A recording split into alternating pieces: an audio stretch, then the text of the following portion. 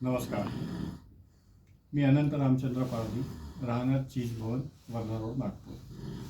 18 November 2024 रोजी माझ्या आईचा मृत्यू झाला. मृत्यूपश्चात आम्ही ठरवलं की आईचं देहदान करायचं. तसं तिची पूर्वसूचनासुद्धा होती. पण मला माहिती आहे देहदानाचं काय महत्त्व आहे, कारण गेल्या 34 वर्षापासून मी फार्मा कंपनीत काम करतो आहे.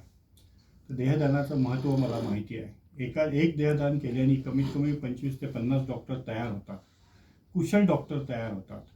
आणि देहदान आपल्या भारतामध्ये फार कमी लोक करतात, त्यामुळे कुशल डॉक्टर तयार होण्यास फार अवघड जातं. अशा परिस्थितीत जर देहदान केलं तर हे कुशल डॉक्टर तयार होण्यास मदत होतात.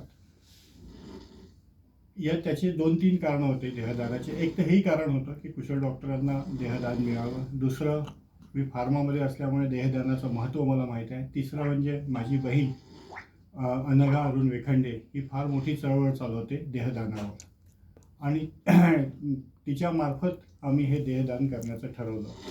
देहदान केल्यानंतर आम्हाला जे काही अनुभव मिळाला तो अतिशय वाखाणण्यासारखा होता, आणि आम्हाला गर्व आहे की आम्ही आईचं देहदान केलं. तशी ती शिक्षिका होती.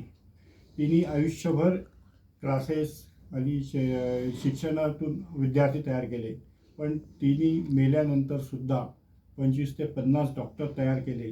याचा आम्हाला जास्त गर्व आहे.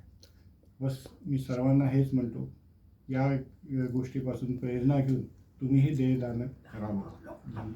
दान पावलं फाउंडेशन या माध्यमातून आम्ही ते देहदान केलं, आणि या दान पावलं फाउंडेशनला खूप खूप धन्यवाद की त्यांनी आम्हाला योग्य मार्ग दाखवला, आणि योग्य मार्गातनं NKP साळवे हॉस्पिटलला आम्ही ते देहदान केलं.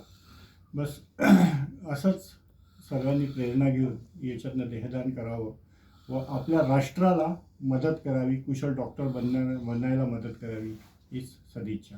धन्यवाद.